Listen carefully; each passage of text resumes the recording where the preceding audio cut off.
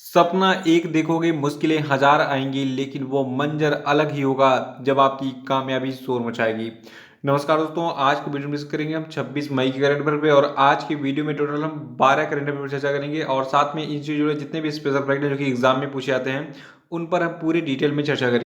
और देखिए, इस वीडियो के लास्ट में आपसे 5 क्वेश्चन अपडेट पूछाएंगे, तो आपको इन पांचों प्रश्नों के जवाब भी देने हैं, तो शुरू से लास्ट तक वीडियो बने रही है। और देखिए, इस वीडियो को पूरा देखने के बाद आप इसकी पीडीएफ फाइल जो है वो भी डाउनलोड कर सकते हैं। नीचे डिस्क्रिप्शन बॉक्स में आपको इस वीडियो की पीडीएफ मिल जाएगी। और अगर आप इस चैनल पर नए हैं तो चैनल को भी सब्सक्राइब जरूर कर लीजिएगा, साथ में बेल आइकन प्रेस कर दीजिएगा और वीडियो को लाइक करके इसको शेयर भी कर दीजिएगा। तो चलिए शुरू करते हैं आज के करंट अफेयर को। लेकिन सबसे पहले बात कर लेते हैं कल के करंट अफेयर में पूछे गए सभी क्वेश्चन अपडेट के सही उत्तरों की। देखकर क्वेश्चन अपडेट का पहला प्रश्न था कि हाल ही में किस देश ने ओपन स्काई संधि से अलग होने की घोषणा की है। तो देखिए, देश आपका अमेरिका है। और इस ओपन स्काई संधि के बारे में अगर आपको डिटेल में जानना है तो परसों का वीडियो देखिए, उसको रिवाइज करा लिया क्योंकि एग्जाम के लिए मोस्ट इंपॉर्टेंट है। और देखिए, दूसरा था कि हाल ही में वित्त मंत्री निर्मला सीतारमण ने हरित ऊर्जा उपकरणों यानी कि ग्रीन एनर्जी इक्विपमेंट के आयात शुल्क में जो है कितने परसेंट की वृद्धि की है। तो देखिए, टोटल 20% की जो है वृद्धि की गई है किसमें, हरित ऊर्जा उपकरणों के आयात शुल्क में। और तीसरा था कि कौन सा देश दुनिया में पर्सनल प्रोटेक्टिव इक्विपमेंट यानी कि पीपीई किट का दूसरा सबसे बड़ा निर्माता बन गया है। तो देखिए, देश आपका भारत है। और चौथा था कि प्रसिद्ध आध्यात्मिक गुरु देव प्रभाकर शास्त्री का हाल ही में निधन हो गया। इनको किस उपनाम से जाना जाता था। तो देखिए, इनको जो है दद्दा जी के नाम से जाना जाता था। और पांचवा था कि हाल ही में किस मंत्रालय ने छात्रों, शिक्षकों और परिवारों को उनके मानसिक स्वास्थ्य और भावनात्मक कल्याण के लिए मनोदर्पण पहल शुरू करने की घोषणा की है। तो देखिए, ये मिनिस्ट्री यानी कि मंत्रालय है, वित्त मंत्रालय। और आज के करंट अफेयर का पहला प्रश्न है कि किस राज्य ने खेलों को उद्योग का यानी कि इंडस्ट्री का जो है दर्जा दिया। तो देखिए, ये क्वेश्चन बहुत इंपॉर्टेंट है। देखिए, ये राज्य आपका है मिजोरम। अभी हाल ही में मिजोरम ने जो है स्पोर्ट्स यानी कि खेल को जो है उद्योग यानी कि इंडस्ट्री का जो है दर्जा दिया है। और देखिए, खेलों को उद्योग का दर्जा देने से अब क्या होगा, वहाँ पे खेलों में स्थिरता आएगी, उचित पंजीकरण के साथ साथ खेलों का जो प्रबंधन है ये भी जो है अब सुनिश्चित होगा। ठीक है, तो याद रखिएगा कि अभी हाल ही में मिजोरम की सरकार ने स्पोर्ट्स यानी कि खेल को इंडस्ट्री यानी कि उद्योग का जो है दर्जा दिया है। और देखिए, मिजोरम राज्य जो है ये कहाँ पे लोकेटेड है इंडिया के मैप में, जिसको थोड़ा सा हम डिटेल में देख लेते हैं। देखिए, मिजोरम जो है आपका नॉर्थ ईस्ट में स्थित है, तो ये आपका इंडिया का नॉर्थ ईस्ट का पार्ट है। ठीक है, और मैप को थोड़ा सा हम जूम करेंगे। देखिए, आपको यहाँ पे दिख रहा है ये जो आपका पिंक वाला स्पॉट, ठीक है, ये आपका मिजोरम है। और देखिए, मिजोरम जो है ये अपनी अंतर्राष्ट्रीय सीमा बनाता है म्यांमार के साथ, और यहाँ पे देखिए इधर बांग्लादेश के साथ। ठीक है, और देखिए, मिजोरम जो है इसकी राष्ट्रीय सीमाएं बनती हैं त्रिपुरा के साथ, असम के साथ और मणिपुर के साथ। तो इसको आप नोट कर लीजिएगा। और देखिए, मिजोरम के बारे में कुछ खास बातें और हैं। देखिए, मिजोरम की कैपिटल है आइजॉल और यहाँ के राज्यपाल हैं PS श्रीधरन पिल्लई, और यहाँ के जो चीफ मिनिस्टर इनका नाम है जोरमथंगा। और मिजोरम की टोटल पॉपुलेशन है 11.2 लाख।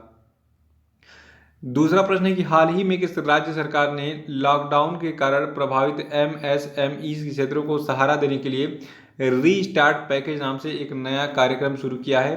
तो देखिए, इस रीस्टार्ट पैकेज नाम से नए कार्यक्रम को शुरू किया है आंध्र प्रदेश की सरकार ने। और इसके अंतर्गत जो आंध्र प्रदेश की सरकार है ये MSMEs यानी कि micro small and medium enterprises sector के पुनरुद्धार के लिए टोटल 1100 करोड़ रुपए जो है खर्च करेगी। तो ये नोट कर लीजिएगा आप। और आंध्र प्रदेश के बारे में भी थोड़ा सा डिटेल में जान लीजिए। देखिए, सबसे पहले हम आंध्र प्रदेश को लोकेट कर लेते हैं मैप में। देखिए, आपका इंडिया का मैप है और जो आपका आंध्र प्रदेश राज्य है ये कुछ इस स्थान पर लोकेटेड है इंडिया के मैप में। और देखिए, जो आंध्र प्रदेश है इसको थोड़ा सा जूम करते हैं हम। देखिए, आंध्र प्रदेश जो है ये अपनी सीमाएं बनाता है उड़ीसा, छत्तीसगढ़, तेलंगाना, कर्नाटक और तमिलनाडु के साथ। और देखिए, जो आपका आंध्र प्रदेश राज्य है यहाँ की टोटल पॉपुलेशन है 4.97 करोड़। यहाँ के मुख्यमंत्री हैं YS जगनमोहन रेड्डी और वर्तमान में यहाँ के राज्यपाल हैं विश्वभूषण हरिचंदन। और तीसरा प्रश्न है कि फिक्की लेडीज ऑर्गेनाइजेशन यानी कि FLO की जो है नई राष्ट्रीय अध्यक्ष कौन बनी। तो देखिए, जो आपका फिक्की लेडीज ऑर्गेनाइजेशन है इसकी नई राष्ट्रीय अध्यक्ष बनी है जानवी फूकन। और इन्होंने इस पद पर हरजिंदर कौर तलवार का स्थान लिया है। तो एक लाइन में दिमाग में फिट कर लीजिए कि बिहाली में जो आपका फिक्की लेडीज ऑर्गेनाइजेशन है इसकी नई राष्ट्रीय अध्यक्ष कौन बनी है, जानवी फूकन जी। ठीक है, ये जो है असम की उद्यमी महिला है। और देखिए, आपका FLO हो यानी कि जो आपका ये फिक्की लेडीज ऑर्गेनाइजेशन है इसके बारे में डिटेल में जान लीजिए। देखिए, जो आपका ये FLO है ये महिलाओं के आर्थिक सशक्तिकरण की दिशा में काम करता है और राष्ट्रीय स्तर पर 17 खंड में कुल 8000 से अधिक महिला उद्यमियों और पेशेवरों यानी कि प्रोफेशनल्स का प्रतिनिधित्व करता है। और इसके अलावा ये जो है महिलाओं के लिए समान अवसरों को बढ़ावा देने की दिशा में भी काम करता है। चौथा प्रश्न है कि हाल ही में किस देश के टेनिस स्टार जिनका नाम था एस्ले कूपर, इनका निधन हो गया। तो देखिए आपके एस्ले कूपर हैं, ये जो है ऑस्ट्रेलिया के एक टेनिस खिलाड़ी थे और एस्ले कूपर ने 1958 में ऑस्ट्रेलियाई विंबलडन और अमेरिकी चैंपियनशिप सहित टोटल 4 ग्रैंड स्लैम एकल खिताब जो है अपने नाम किए थे। और देखिए रेलवे के एग्जाम में ये प्रश्न बहुत बार पूछा गया है कि एस्ले कूपर जो है किस खेल से संबंधित है, किस देश के खिलाड़ी हैं, ठीक है। तो देखिए एस्ले कूपर जो है ये टेनिस खिलाड़ी थे, किस देश के, ऑस्ट्रेलिया की। ये चीज़ दिमाग में बनाए रखिएगा। पांचवा प्रश्न है कि किस देश के फुटबॉल खिलाड़ी अर्टिज अदुरीज ने हाल ही में संन्यास लेने की घोषणा की है। तो देखिए जो आपके अर्टिज अदुरीज हैं, ये जो है स्पेन के एक फुटबॉल खिलाड़ी थे और अभी हाल ही में इन्होंने कहा है कि अब हम जो है फुटबॉल से संन्यास लेते हैं क्योंकि इनका स्वास्थ्य थोड़ा सा गड़बड़ चल रहा है। देखिए जो आपके स्पेन के फुटबॉल खिलाड़ी हैं अर्टिज अदुरीज, तो इन्होंने जो है स्पेन के लिए कुल 13 कैप जीते हैं और 2016 में 35 वर्ष और 275 दिन की आयु में इन्होंने जो है स्कोर कर जो है स्पेन के सबसे पुराने गोल स्कोरर भी बन गए थे उस समय, ठीक है। यानी कि सबसे अधिक उम्र में इन्होंने एक फुटबॉल मैच में जो है गोल किया था, किसके लिए, स्पेन के लिए। और ये उस समय जो है कुल 35 साल और 275 दिन की आयु में स्कोर करके स्पेन के जो है सबसे पुराने गोल स्कोरर बन गए थे। और छठा प्रश्न है कि हाल ही में बलबीर सिंह दोसांझ का निधन हो गया, ये किस खेल से संबंधित हैं। तो देखिए जो आपके बलबीर सिंह दोसांझ थे, ठीक है, ये जो है हॉकी से संबंधित हैं और अभी हाल ही में इनका निधन हो गया, ठीक है।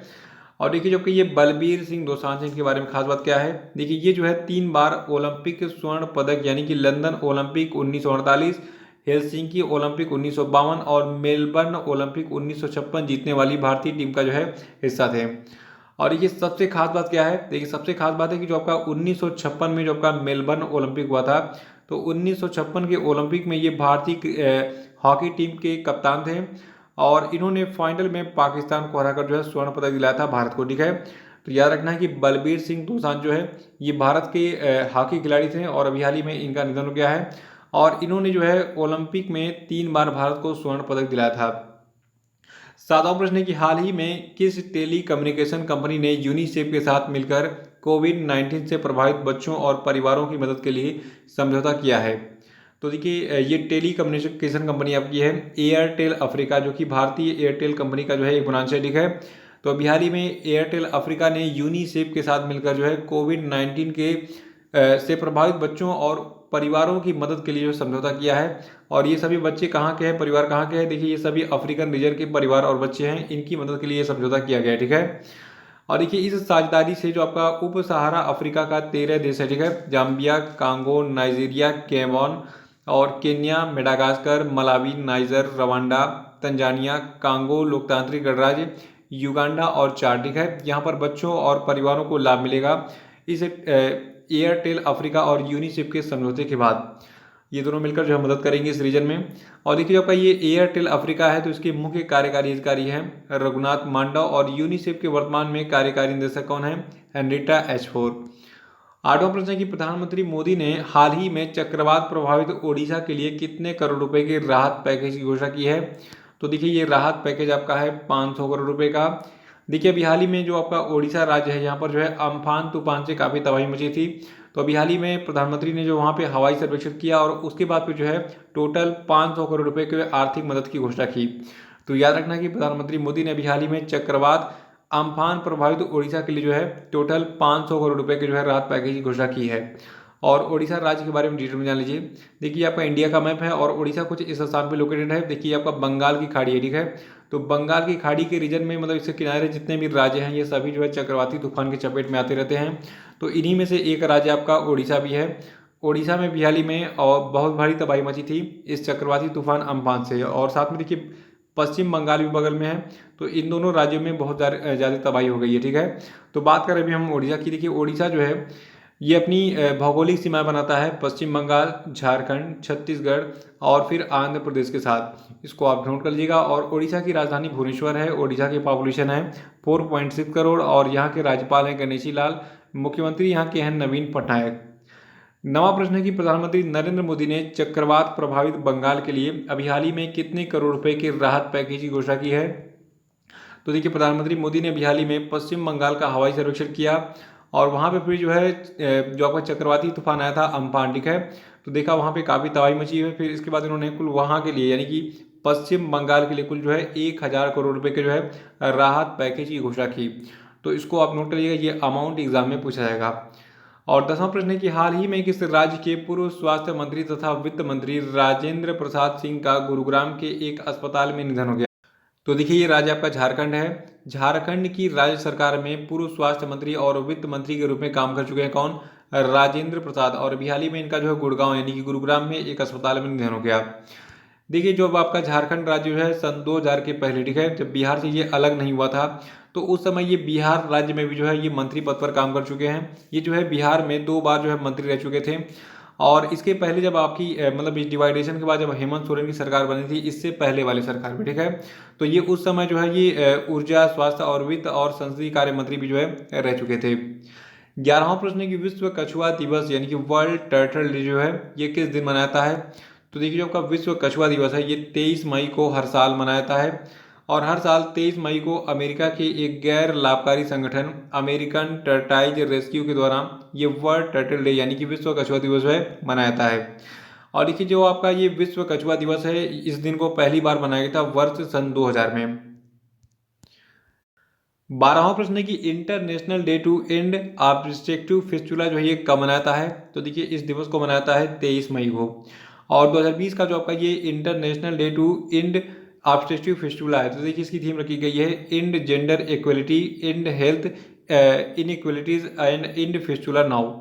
और देखिए जो आपका ये international day to obstructive fistula ये क्यों मनाता है? देखिए जो आपका ये ऑब्स्ट्रक्टिव फिस्टुला है ये जो है एक चिकित्सा स्थिति है जिसमें बच्चों के जन्म के परिणाम स्वरूप जो आपका बर्थ कैनाल होता है, ठीक है, यहाँ पे आपको दिख रहा होगा ये आपका बच्चेदानी है, बच्चा है, ठीक है, तो ये बर्थ कैनाल है, इसी के द्वारा बच्चा बाहर आता है, ठीक है। तो इसी बर्थ कैनाल में एक छेद विकसित हो जाता है और ऐसा तब होता है जब एक महिला को लंबे समय तक प्रसव पीड़ा झेलनी पड़ती है या फिर बच्चा पैदा करने में काफ़ी समय लगता है। तो उसी समय जो है ये बीमारी उत्पन्न होती है।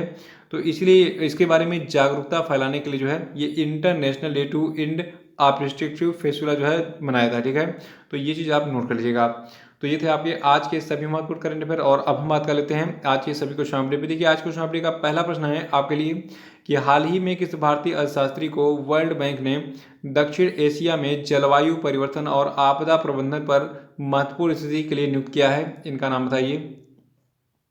सभी लोग आंसर बताएं और लास्ट में अपना स्कोर जरूर बताइए कि 5 में से कितने प्रश्न आपके सही हुए हैं। देखिए दूसरा प्रश्न आपके लिए कि हाल ही में किस देश ने कोरोना वायरस की वैक्सीन AD5 का जो है सफल मानवीय परीक्षण किया? आंसर बताइए।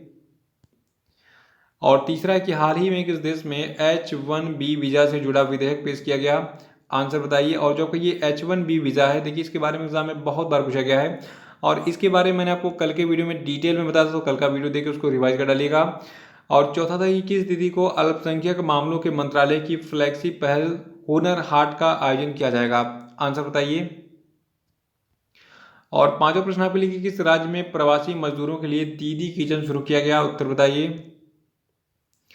तो देखिए इसी प्रश्न के साथ आज का करंट अफेयर समाप्त होता है। कल फिर मिलेंगे। कल के करंट के साथ वीडियो को लाइक करके उसको शेयर करिएगा। जो लोग नए हैं वो चैनल को सब्सक्राइब जरूर कर लेंगे और साथ में जो है जो आपका बेल आइकन है उसको जरूर प्रेस कर देंगे। और देखिए नीचे डिस्क्रिप्शन बॉक्स में हमारे सभी सोशल मीडिया की लिंक आपको मिल जाएगी, वहाँ पे क्लिक कीजिए और इसको ज्वाइन जरूर करिए। तो इसी के साथ बहुत बहुत धन्यवाद। Thank you and have a nice day.